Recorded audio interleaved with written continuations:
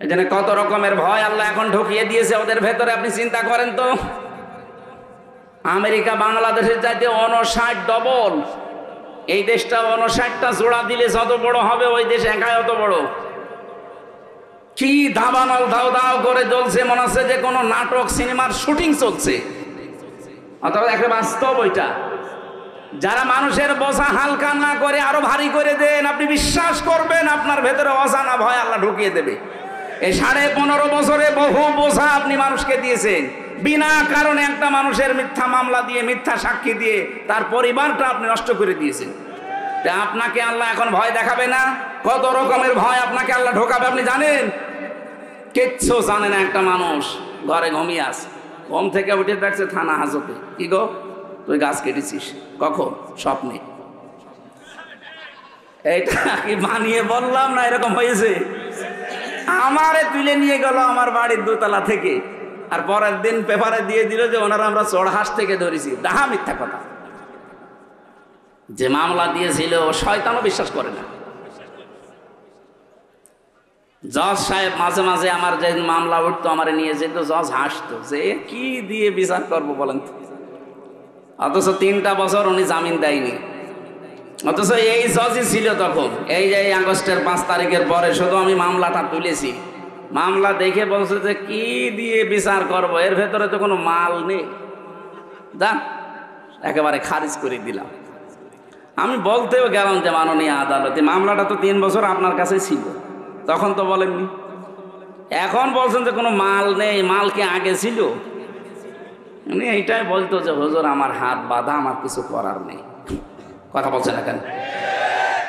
এইটাই বলতো যে আমার হাত বাঁধা, এই 3 বছর আমার কিছু করার নেই, এখন হাত খোলা আছে, আমি নাই বিচার করেছি। আমাকে একেবারে নির্দোষ, আমার কোনো দোষ পাইনি, বিনা অপরাধে 3টা বছর আমার জীবন নষ্ট করেছে ওরা।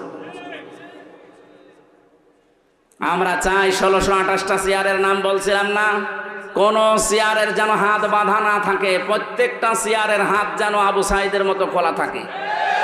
হ্যাঁ, এটা চান না আপনারা? কারা চান দেখি? লিল্লাহে তাকবীর।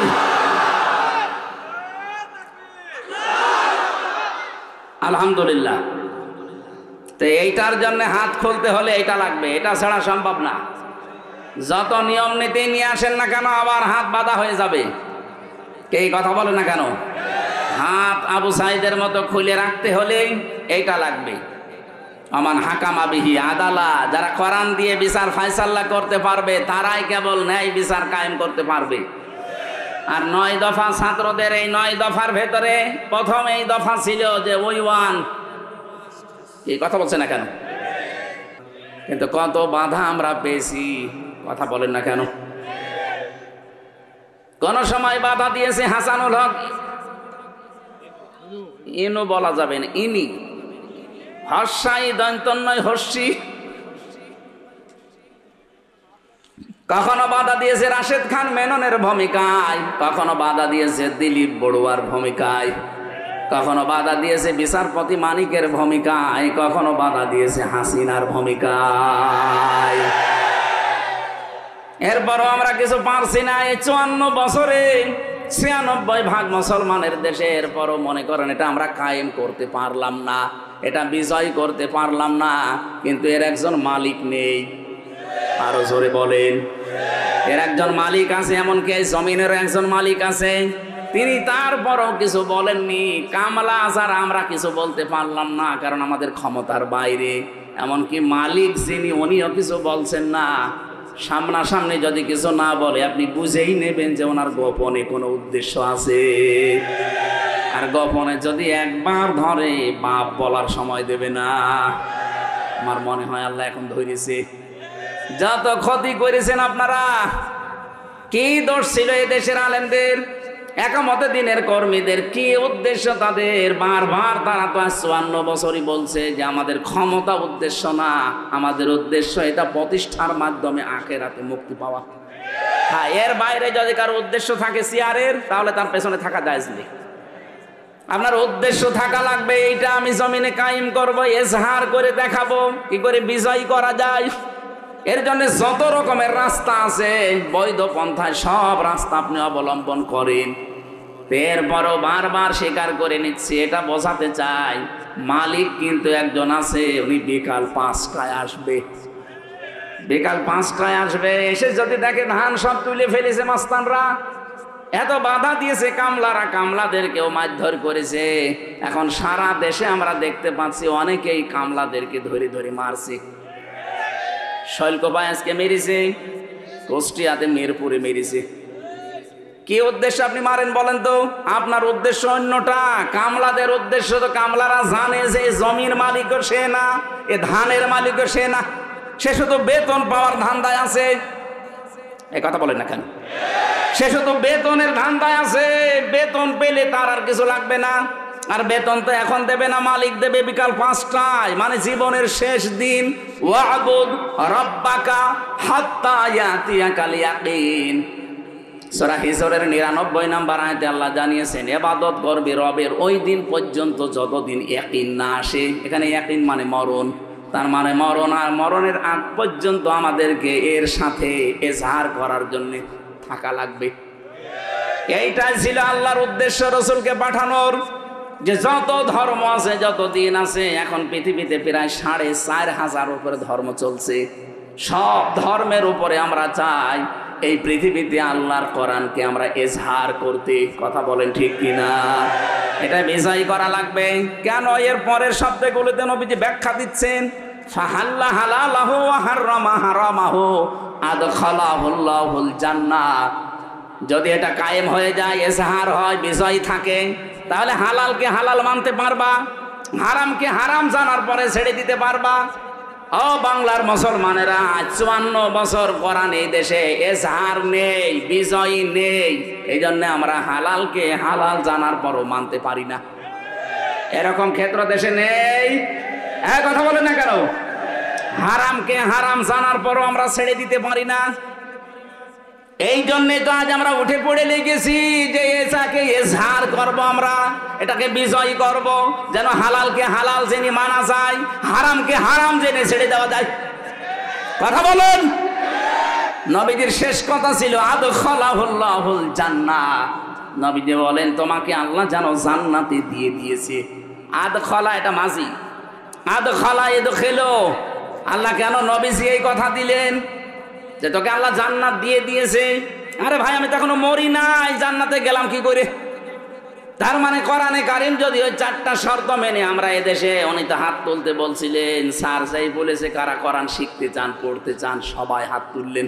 তাহলে এই 4টা শর্ত মেনে আপনাকে কোরআন পড়া লাগবে। আর কোরআনকে বিজয় করার জন্য সর্বাত্মক চেষ্টা চালাবেন জীবনের শেষ দিন পর্যন্ত।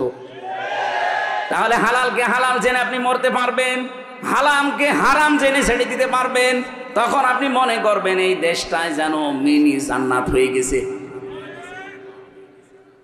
আমিরে জামাত ডক্টর শফিকুর রহমান হাফিজাহুল্লাহ ঘোষণা অলরেডি দিয়েছেন, এদেশে যদি কোরআনের এই বিধান আমরা কায়েম করতে পারি, প্রথম দিন এই দেশ থেকে চাঁদাবাজি আমরা ঝাঁটিয়ে বিদায় করব। মানে আন্দাজে বলেন নাই, এই হাদিসের বাস্তব ব্যাখ্যাটা উনি বলেছেন। অনেকে মনে মনে ভয় পায় যে কোরআন দেশে যদি চলে আসে, আমরা একটু মাঝে মাঝে ডাল খাই, লাল পানি খাই, একটু বিড়ি খাই, এইটার কি হবে? হবে, এটার কোনো অসুবিধা নেই। আপনি ডাল খেতে পারবেন, লাল পানিও খেতে পারবেন, বিড়িও খেতে পারবেন। কিন্তু এখন এই যে মসজিদ 4 দেখলাম, এই মসজিদে যদি কেউ এশার নামাজ পড়তে গিয়ে মসজিদের ভেতরে যাবার পরে যদি ওর নেশা লাগে যে বাবা খাবে, না নেশা লাগতে পারে, অথবা আপনার বিড়ি খেতে ইচ্ছা হচ্ছে, বলেন তো আপনার 4 দেওয়ালের মাঝে খেতে পারবেন? বলেন। খেতে যদি চান ওখান থেকে বের হয়ে বাইরে খাওয়া লাগবে, কারণ মসজিদের পরিবেশে ডাল খাওয়া নিষেধ। ডাল খাওয়া যাবে? কেউ মেনে নেবে? মসজিদের পরিবেশটা যেহেতু এটা সত্যি, যদি 56,000 বর্গ মাইলে কোরআনের মাত্র 500টা আইন আছে, এগুলো যদি কায়েম হয়ে যায়, পুরা বাংলাদেশ হয়ে যাবে এরকম মসজিদ। তখন আপনার ওই ডাল খাওয়া, বাবা খাওয়া, আকিস বিড়ি খাওয়া মনে আসবে না। খেতে চাইলেও আপনি খেতে পারবেন না, পুরো পরিবেশটাই হয়ে যাবে একটা জান্নাতের পরিবেশ। জোরে বলেন সুবহানাল্লাহ। তখন আপনি ভাবতে পারেন যে আমি যেন একটা জান্নাতে আছি। আশাফাআহু ফি আশারাতিন মিন আহলি বাইতিহি কুল্লুহুম ক্বাদ ওয়াজাবাত লাহুন নার। এটা যে হাফেজরা পাগড়ি নিল, এরা যদি সত্যিই কোরআনে কারিম বুকে ধারণ করে, আর একে যদি হালাল যা আছে হালালগুলো মেনে নিয়ে হারামগুলোকে ছেড়ে দিতে পারে, ওই পরিবেশ কায়েম করে কিয়ামতের দিন 10 জন মানুষকে সুপারিশ করে সে জান্নাতে নিয়ে যেতে পারবে। আল্লাহ পাক আমাদেরকে হাদিসের এই ফাস্তা সাহারাহু, কোরআনকে বিজয় করার মন মানসিকতা যেন সবার ভেতরে তৈরি করে দেন। বলেন আমিন। আমরা কোরআনে এই কোরআন থেকে মাত্র একটা আয়াত পড়েছি, 6236টা আয়াত আছে, এটা বিশুদ্ধ। 6666টি আয়াত আছে, এটা প্রসিদ্ধ। দুইটাই ঠিক আছে। আমরা মাত্র একটা পড়েছি, সূরা বাকারার 124 নম্বর আয়াত। যদিও এটা জাতির পিতা হযরত ইব্রাহিম আলাইহিস সালাম সম্পর্কে, কিন্তু এটা আমরা যেহেতু ইব্রাহিম নবীর সন্তান, আমরা তার সন্তান না? কথা বলেন না কেন? আমাদের নাম রেখেছেন আমাদের বাবা ইব্রাহিম, আমাদের নাম যে মুসলিম, এ নাম দিয়েছে কে? মিল্লাতা আবিকুম ইব্রাহিম হুয়া সাম্মাকুমুল মুসলিমিন। আল্লাহ পাক বলেন তোমাদের জাতির পিতা ইব্রাহিম আমি আল্লাহ জানিয়ে দিলাম, আর তিনি তোমাদের নাম মুসলিম রেখেছেন। এখানে হুয়ার ফাইল দুইটা, তাফসিরে ইবনে কাসিরের ভেতরে দুইজনের নাম আছে। হুয়ার ফাইল হয় আল্লাহ, নয় আমাদের জাতির পিতা যিনি ইব্রাহিম। এখান থেকে শিক্ষা পাওয়া যায়, এই মুফাসসির লিখেছেন বাবা হিসাবে হযরত ইব্রাহিম যেহেতু আমাদের নাম তিনি লিখে দিয়েছেন, এখানে যত বাবা আছেন তাদেরও কিন্তু সন্তানের উপরে কিছু দায়িত্ব, প্রধান দায়িত্ব 4টা, আর সব মিলিয়ে 11টা। এই দায়িত্বগুলো যদি আপনি বাবা মা বড় ভাই গার্জিয়ান দাবি করেন, এই দায়িত্বগুলো পালন করা লাগবে। বিশেষ করে বাবা আর মা। 1 নম্বরে তার নাম রাখা লাগবে, অর্থবোধক নাম। এখানে কত বাবা আছেন এমন আধুনিক নাম রাখতেছে, এ নাম রেখেছে ডেঞ্জার। ডেঞ্জার মানে কি? ভয়ঙ্কর। ও বড় যত হয় তত ভয়ঙ্কর হয়। এজন্য নাম এমন অর্থবোধক নামবেন, কিয়ামতের দিন যেন আল্লাহ অন্য কিছু যদি নাও পায়, নামের দিকে তাকিয়ে যেন আল্লাহ মাফ করে দেন। হাদিসটা যদিও দুর্বল সনদের দিক থেকে আমি শিক্ষার জন্য বলছি। কিয়ামতের দিন হাসরের ওই ময়দানে আল্লাহ ডাক দেবেন নাকি মরিয়ম বলে, হাজার হাজার মরিয়ম মহিলা দাঁড়িয়ে যাবে। রব্বুল আলামিন বলেন না, আমি তো এত মরিয়ম চাইনি, আমি ঈসা নবীর মা মরিয়ম আলাইহিস সালামকে চেয়েছি। মরিয়ম নামের মেয়েরা বলবে রব্বুল আলামিন তুমি তো বলো না যে ঈসা নবীর মা মরিয়ম কোথায়, দুনিয়াতে তোমার আদেশ তো মানি নাই, আজকে যখন ডাক দিয়েছ মনে করলাম যে আমাকেই ডাকতেছো, এই জন্য হাজির হয়ে গেছি। আল্লাহ রাব্বুল আলামিন বলেন আজকের এই ময়দানে ঈসা নবীর মা মরিয়মের সাথে যত মরিয়ম লাব্বাইক বলেছো যাও তোমাদেরকেও মাফ করে দিলাম। আমি আবার বলছি সনদটা দুর্বল, তারপরেও উদ্বুদ্ধ করার জন্য বললাম। বলেন তো নাম কিয়ামতের ময়দানে কাছে আসবে, এই জন্য সন্তানের নাম আপনি এমন অর্থবোধক রাখবেন। সেজন্য কুষ্টিয়ায় সেদিন আমি একটা নাম দেখলাম বড় বাজারে, দোকানে সাইনবোর্ডের উপরে লিখে রেখেছে মেহাদ স্টোর। না, ওনারে বললাম যে ভাই কি এটা, বললাম সেলিম নাম। মেহাদ মানে জানেন আপনি? না, কোরআন শরীফে আমি পেয়েছি বিসাল মেহাদ। আরে ভাই, মেহাদ মানে জাহান্নামের নিকৃষ্ট স্থান। ও নাম কালকেই পাল্টাবো। তো কোরআন শরীফে আছে বলে আপনি একেবারে মেহাদ রেখে দিলেন। তো কাজ জীবান রাখে না অনেকে, সাইদি সাহেব বলতো খিনজির রাখে, কোরআন শরীফে আছে না। অর্থবোধক নাম রাখা লাগবে, কারণ নামের প্রভাব মানুষের জীবনে প্রায় অর্ধেক। রবীন্দ্রনাথ ঠাকুরের একটা কবিতা পড়েননি যে এক গাদা সম্পদ থাকার চাইতে একটা অর্থবোধক নাম থাকা অনেক উত্তম। এই জন্য আমি আশা করব আপনারা নাম এমন রাখবেন পরবর্তীতে যেন এই নামের একটা প্রভাব তার জীবনের ভেতরে পাওয়া যায়। নামের প্রভাব আমি পেয়েছি। রিমান্ডে আমার সবচাইতে বেশি অত্যাচার করেছিল যে অফিসারটা, ওর নাম হচ্ছে আসাদুজ্জামান। আসাদ, আসাদ মানে কি? সিংহের মতো আসতো, চোখ আমার বেঁধে নিত আগে।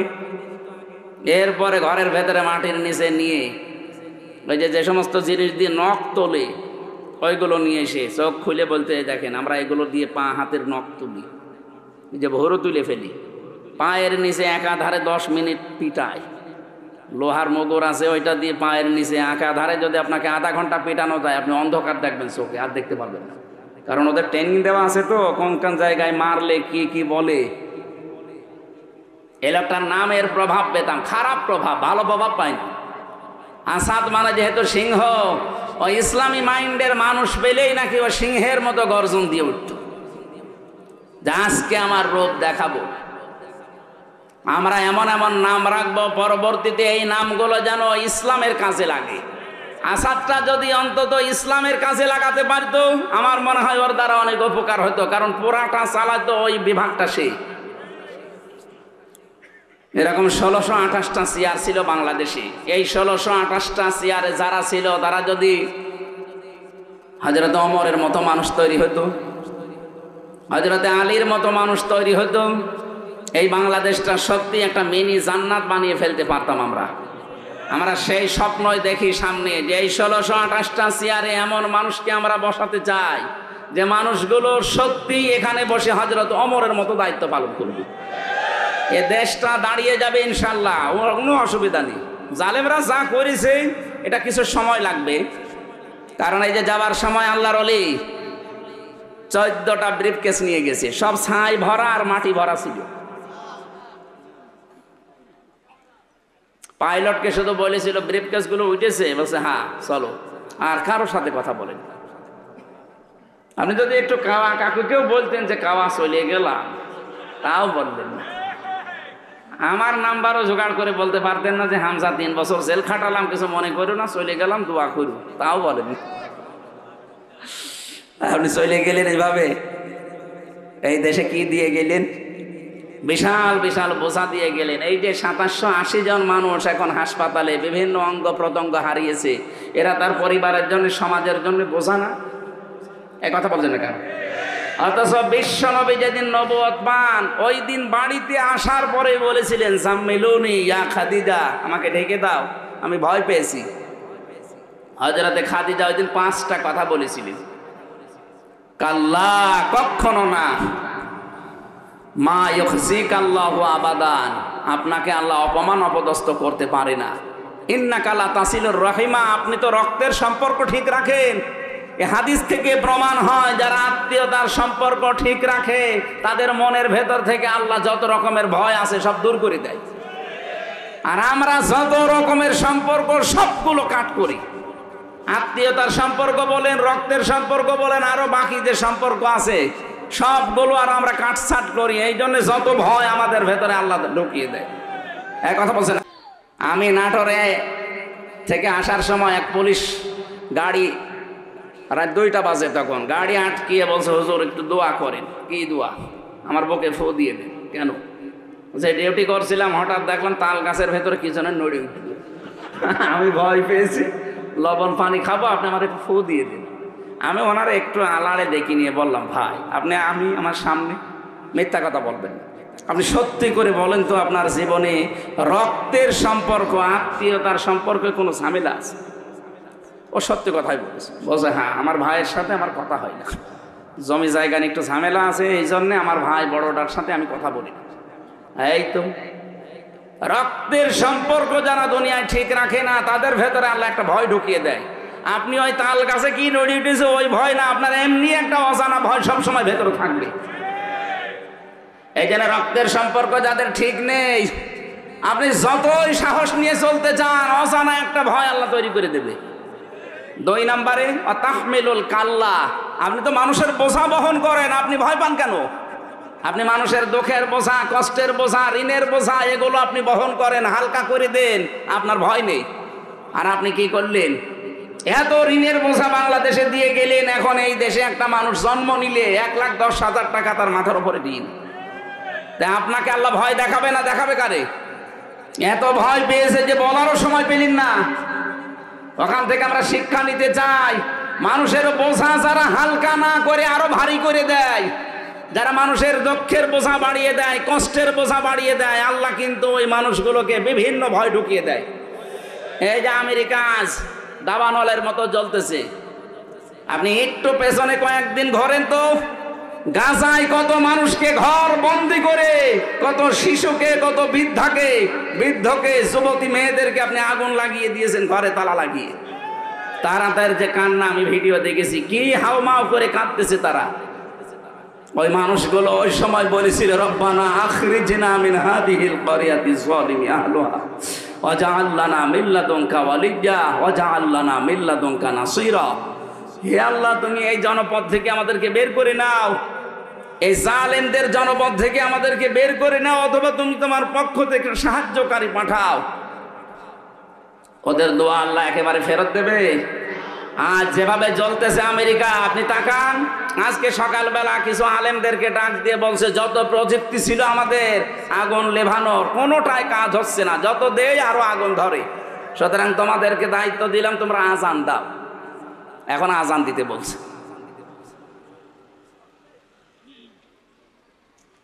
এই জন্য কত রকমের ভয় আল্লাহ এখন ঢুকিয়ে দিয়েছে ওদের ভেতরে। আপনি চিন্তা করেন তো, আমেরিকা বাংলাদেশের চাইতে 59 ডবল। এই দেশটা 59টা জোড়া দিলে যত বড় হবে, ওই দেশ একাই অত বড়।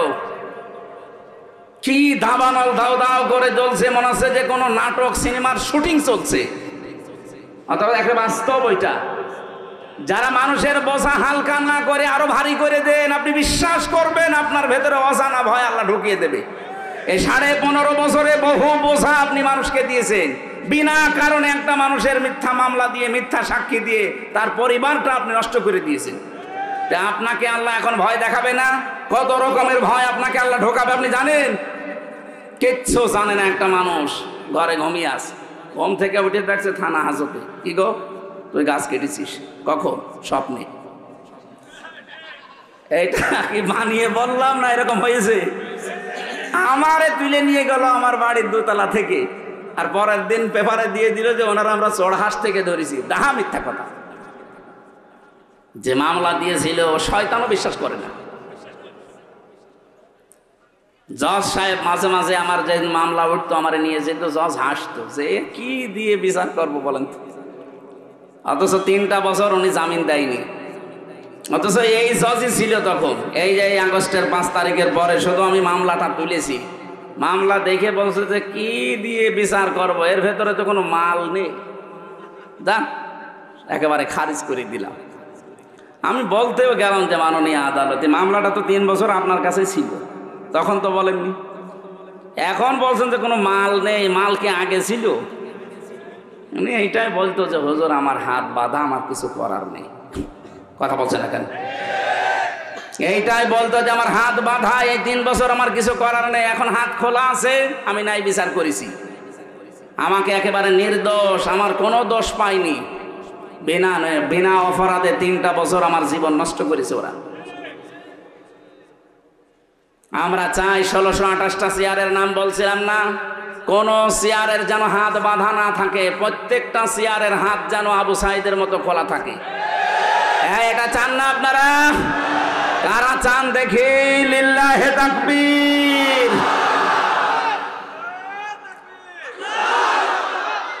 আলহামদুলিল্লাহ। তো এইটার জন্য হাত খুলতে হলে এটা লাগবে, এটা ছাড়া সম্ভব না। যত নিয়ম নীতি নিয়ে আসেন না কেন, আবার হাত বাঁধা হয়ে যাবে। এই কথা বলে না কেন? হাত আবু সাইদের মতো খুলে রাখতে হলে এইটা লাগবে। আমান হাকামা বিহি আদালা, যারা কোরআন দিয়ে বিচার ফায়সালা করতে পারবে তারাই কেবল ন্যায় বিচার কায়েম করতে পারবে। আর 9 দফা ছাত্রদের, এই 9 দফার ভেতরে প্রথম এই দফা ছিল যে ওই ওয়ান। এই কথা বলছে না কেন? আমরা ন্যায় বিচার কায়েম করতে চাই, আর ন্যায় বিচারের জন্য এটার বিকল্প দুনিয়ায় কিচ্ছু নেই, কিছু যে নেই। এই 54 বছর আপনি দেখতে পেলেন না ডক্টর কামালের তৈরি করা এই সংবিধান দিয়ে বাংলাদেশের কাঙ্ক্ষিত যে মান, এটা আজও অর্জন হয়নি, কিয়ামতের আগে হবেও না। অথচ 21 বারের উপরে এটা পরিবর্তন হয়ে গেছে। এখন শুধু একটাই বাকি আছে, আর দেশের মানুষও তাই চাচ্ছে। আপনি আগস্টের 5 তারিখের আগের জরিপগুলো দেখেন, আন্তর্জাতিক যত জরিপ আছে, এদেশে মাত্র 100 জনের 15 জন মানুষ চাইতো কোরআনের বিধান বাংলাদেশে কায়েম হোক।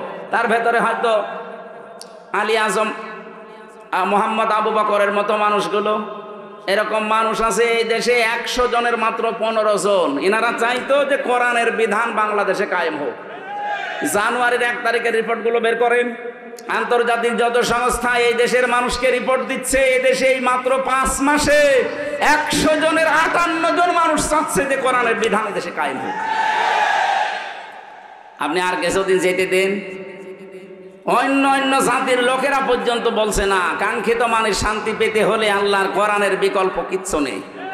তারা অন্য ধর্মের মানুষ যদি এটা বিশ্বাস করতে পারে, তা আপনার কি হয়েছে? দল মত নির্বিশেষে এদিকে এগিয়ে আসা দরকার না এখন। অন্তত যেহেতু দেখা যাচ্ছে 15 থেকে 58 হয়ে গেছে, আর কিছুদিন যেতে দেন 100 জন মানুষ চাইবে আল্লাহর কোরআনে দেশে কায়েম হোক। আর ওইটা দেখার জন্য চোখ হাঁ করে আছে। সারা জীবনে আমার স্বপ্ন এই আল্লাহ 56,000 বর্গ মাইলে যেন তোমার কালাম দিয়ে চলছে, এটা দেখে মরতে পারি। বলেন আমিন। আমরা কোরআনে কারিমের হযরত ইব্রাহিম আলাইহিস সালামের জীবনী থেকে আরম্ভ করেছিলাম। উনি নাম রেখেছেন আমাদের সন্তান হিসাবে। নাম কি? মুসলিম। বলেন তো নাম কি? আল্লাহ রাব্বুল আলামিন বলেন, তোমাদের জাতির পিতা ইন্তেকালের আগে তোমাদেরকে ডাক দিয়ে বলেছিলেন, ওয়াসা বিহা ইব্রাহিম বানিহি ওয়া ইয়াকুব ইয়া বানিয়া ইন্নাল্লাহা আসতাফা লাকুমুদ্দিন ফালা তামুতুন্না ইল্লা ওয়া আনতুম মুসলিমুন। ফালাই ইকবাল আমিন। জীবনও আপনার কোনো কিছু আল্লাহর দরবারে কবুল হচ্ছে না, হবে না। ইকবালের আগে লান এসেছে, মজারের আগে লান আসলে অর্থ দাঁড়ায় বাংলা যে জীবনেও হবে না। এই জন্য ইসলাম বাদ দিয়ে যারা নাম রাখেন তাদের নাম নয়। ইসলাম বাদ দিয়ে কেউ যদি বিয়ে শাদী করেন ওটা বিয়ে নয়। ইসলাম বাদ দিয়ে কেউ যদি পরিবার চালায় ওটা পরিবার না। ইসলাম বাদ দিয়ে কেউ যদি রাজনীতি করে ওটা রাজনীতি না। আরো আসতে বলেন। এই কোরআনে কারিমে আল্লাহ সূরা নিসার 34 নম্বর আয়াতে জানিয়েছেন, আর রিজালু কাওয়ামুনা আলান নিসা। পুরুষেরা হবে গাইডলাইন দাতা আর মেয়েরা হবে তাদের আজ্ঞাবহ। এই আয়াতের তাফসিরে সাইয়্যিদ আবুল আলা মওদুদী রাহমাতুল্লাহ আলাইহি উনি তাফহিমুল কোরআনে আয়াতের তাফসির করতে গিয়ে লিখেছেন যে পৃথিবীতে যদি নেতৃত্ব দিতে কেউ চায় তাকে পুরুষ হওয়া লাগবে, মহিলা হলে চলবে না। তাহলে সামনে এই বাংলাদেশে যারা নেতৃত্ব দেবে, যারা ক্ষমতায় যাবে, তারা যেন পুরুষ হয়, না মহিলা হলেও চলবে। কালান নবী সাল্লাল্লাহু আলাইহি ওয়াসাল্লাম লা ইউফলিহা কওমুন, ওই জাতি কখনোই সফল হচ্ছে না, হবেও না যে জাতির নেতৃত্বে কোনো মহিলা আছে। 54 বছরে কম বেশি এটা আমরা দেখেছি, এই জন্য আমরা সফল হতে পারিনি। সামনে যারা আসবে আমরা আহ্বান জানাবো তারা যেন আরো আসতে বলেন বলেন।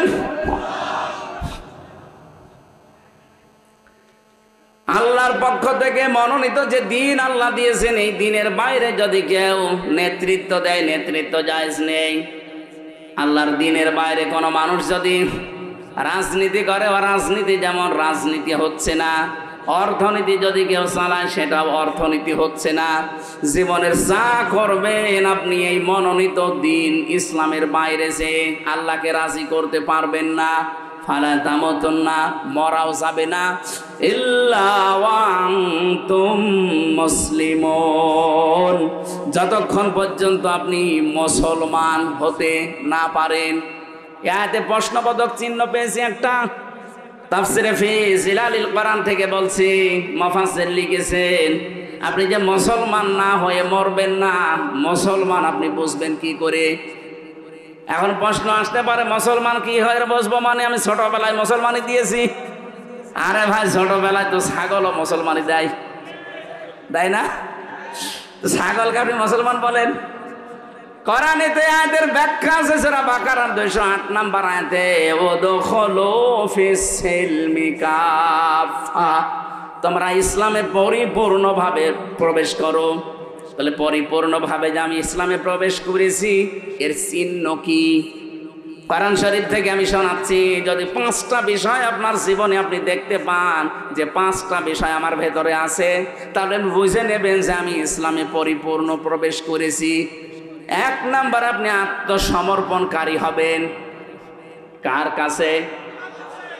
আমাদের জাতির পিতা এটা করে দেখিয়েছেন, ইদে ক্বালা লাহু রাব্বুহু আসলিম ক্বালা আসলামতু লিরাব্বিল আলামিন। বলেন আল্লাহু আকবার।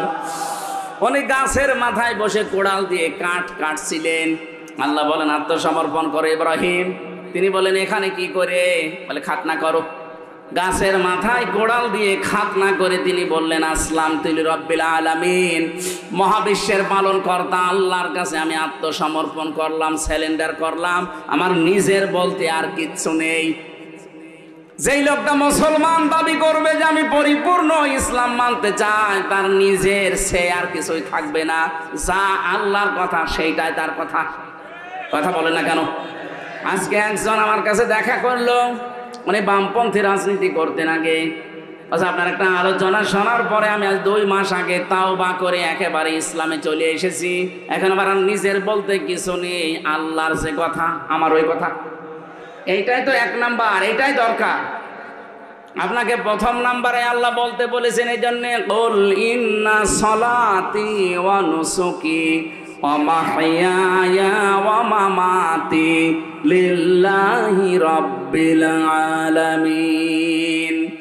হে নবী, আপনি বলেন যে আমার নামাজ, আমার কোরবানি, আমার বেঁচে থাকা, আমার মরে যাওয়া সব আমি আল্লাহর জন্য দিয়ে দিলাম। তাহলে আত্মসমর্পণ যদি আপনি সব জায়গায় করতে পারেন, আপনি বুঝবেন যে ইসলামে আপনি প্রবেশ করেছেন। 2 নাম্বারে আপনার আকীদা হওয়া লাগবে শুদ্ধ। কি বললাম? এইটা নিয়ে সারা বাংলাদেশে গন্ডগোলের শেষ নেই। এক দল আর এক দলকে খালি ফতোয়া দিতে আছে যে ওর আকীদা ঠিক নেই। আরে ভাই, আকীদা ঠিক কোনটা ওইটাই তো আমি বুঝি না। যেই মানুষগুলো এই আকীদা রাখে যে ক্ষমতার উৎস আল্লাহ, আর যারা আকীদা রাখে ক্ষমতার উৎস জনগণ, তাদের বিরুদ্ধে আপনি ফতোয়া দেন না। ফতোয়া দেন এদের বিরুদ্ধে যারা বলে ক্ষমতার উৎসকে। আপনার কোন আকীদা? আকীদার প্রশ্ন তুলে একটা মাজলুম সংগঠনের উপরে, মাজলুম দলের উপরে আপনি এই তহমতটা লাগাবেন না। আপনার কি আকীদা আছে আপনি বলেন তো? যে মানুষগুলোকে আন্দাজে এই তহমত দেন যাদের আকীদা ঠিক নেই, আপনি ফাঁসির দড়ি খালি গলার কাছে আপনাকে নিয়ে যাওয়া হবে, আপনার আকীদা সব বের হয়ে যাবে। আপনি বসেন আকীদা কি? অথচ যাদের আপনি এই দোষ দিচ্ছেন তারা তো ফাঁসির দড়ি অলরেডি গলায় নিয়ে অনেকজন বিদায় অলরেডি নিয়েছে। আপনার ভেতরে কয়জন আছে যে ফাঁসির দড়ি না, শুধু ফাঁসি হবে কথা শুনে আপনার আকীদা পাল্টিয়ে যায়? 3 নম্বরে শুধু আকীদার প্রশ্ন, এখানে হাজার হাজার কথা আছে। 3 নম্বরে শুধু আকীদা না, আপনার চরিত্র উন্নত হওয়া লাগবে। আর চরিত্র যদি নিতেই হয় উন্নত করার জন্য, মুহাম্মাদুর রাসূলুল্লাহ তার থেকে নেওয়া লাগবে। কারণ তার চাইতে উত্তম চরিত্র এই দুনিয়ায় আর কারো। এরপরে আপনার ইখলাস লাগবে, যা করবেন এটা যেন লোক দেখানোর জন্য না হয়। এটা কার জন্য হবে? ইখলাসটা আমাদের অধিকাংশ ভেতরে নেই। 5 নাম্বার, আপনার লেনদেন যেন স্বচ্ছ হয়।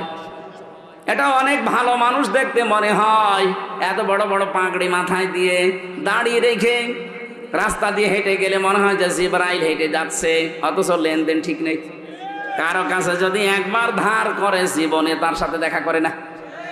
এক কথা বলছে না।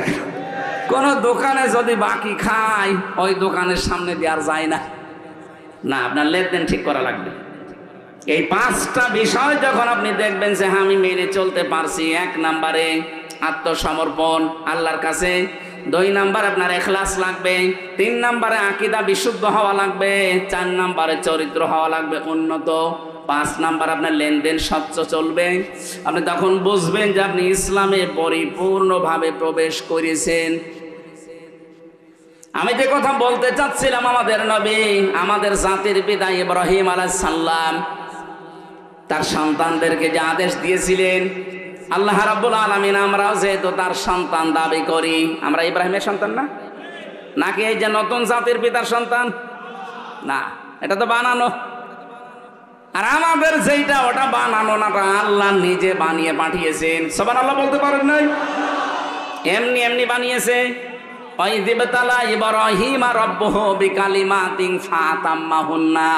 স্মরণ করো ওই সময়ের কথা যখন ইব্রাহিমকে আমি কিছু কালিমার দ্বারা পরীক্ষা করেছিলাম, আর প্রতিটি পরীক্ষায় তোমাদের জাতির পিতা, তোমাদের বাবা ইব্রাহিম পাশ করে গেছে।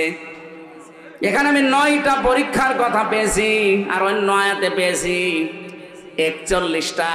সব মিলে আমাদের জাতির পিতাকে আল্লাহ 50টা পরীক্ষা করেছিলেন পুরা জীবনে। সুবহানাল্লাহ বলতে পারেন নাই? বলেন তো, বাবাকে যদি আল্লাহ 50টা পরীক্ষা করে, সন্তান হিসাবে আমাদের 2-4টা পরীক্ষা আসবে না? ক্বালা ইন্নী জাইলুকা লিন-নাসি ইমামা। আল্লাহ পাক বলেন, হে ইব্রাহিম, এই পরীক্ষাগুলোতে পাশ করার কারণে আমি তোমাকে মানব জাতির ইমাম বানিয়ে দিলাম। উনি বলেছিলেন, ক্বালা মিন যুররিয়াতি, হে আল্লাহ, নেতৃত্ব দেওয়া, ইমাম হওয়া, নেতা হওয়া, এটাকে আমি একা নাকি আমার সন্তানাদি যারা আছে তারাও পাবে এটা? আল্লাহ পাক বলেন, পাবে, তবে লা ইয়ানালু আহাদিজ জালিমিন। ইয়ানালু মুজারে, বর্তমান, ভবিষ্যৎ, প্রেজেন্ট, ফিউচার। আহাদিজ জালিমিন, জালেমদের প্রতি আমার কোনো অঙ্গীকার নেই। এই আয়াত দিয়ে প্রমাণ হয় জালেমদের জন্য রাজনীতি করার নেতা হওয়া জায়েজ নেই। অথচ এই দেশে যে যত বড় জালেম হয় সে তত বড় নেতা হয়।